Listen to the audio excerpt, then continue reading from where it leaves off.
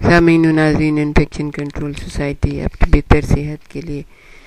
اور آپ کو بیماریوں سے بچانے کے لیے مختلف ویڈیو کے سلسلے کو جاری کیے ہوئے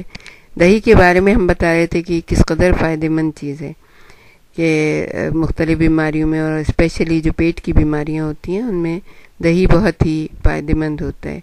کہ ہم نے بتایا کہ دہی میں اگر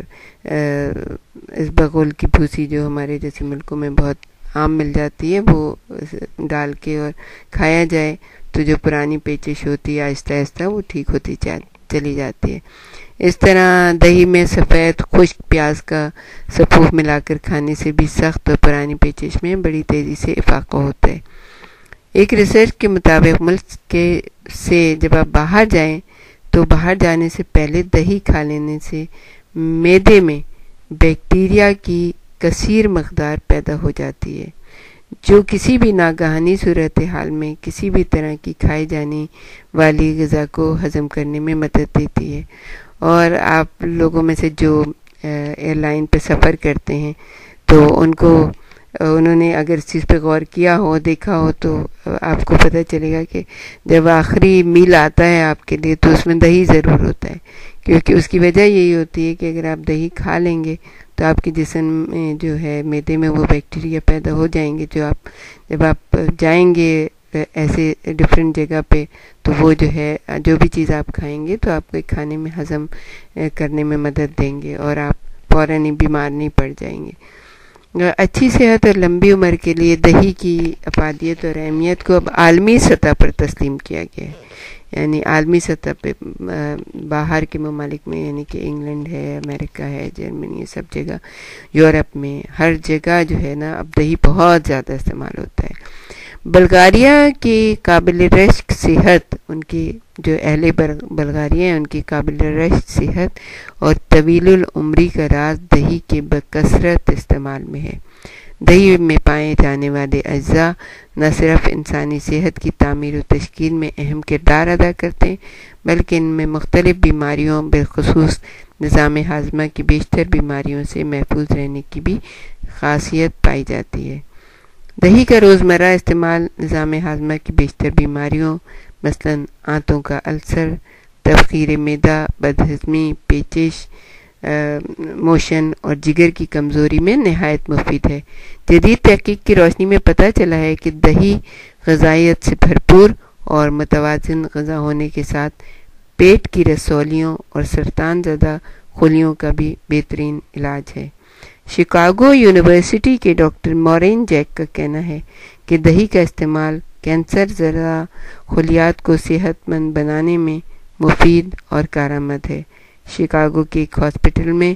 جلد کے السر میں مبتلا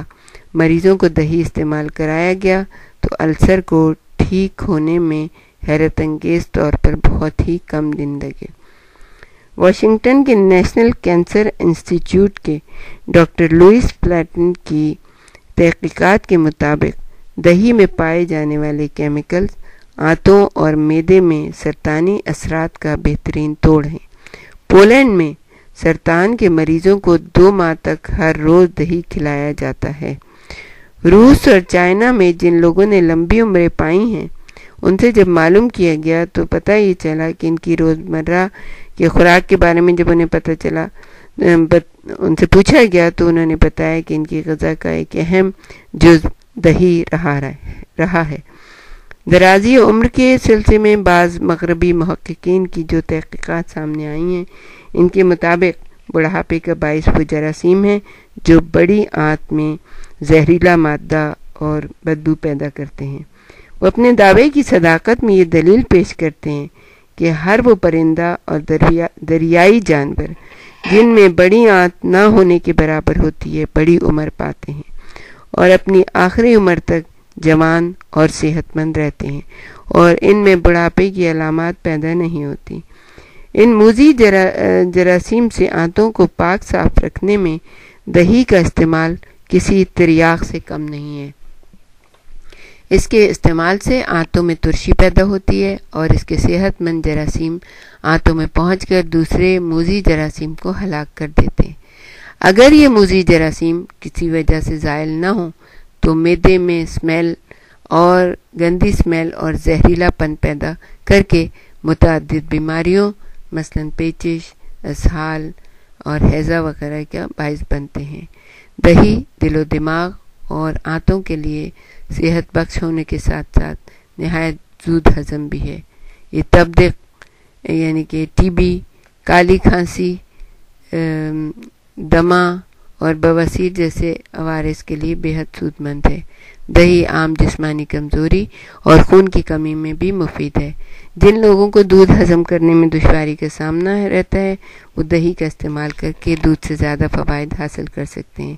کیونکہ یہ ایک حقیقت ہے کہ دہی دودھ سے زیادہ مفید ہے۔ اس میں پائے جانے والے اجزاء دودھ میں پائے جانے والے اجزاء کی نسبت زیادہ مقدار میں ہوتے ہیں۔ دہی کو کچی اور پکی سبزیوں کے ساتھ بھی استعمال کیا جا سکتا ہے۔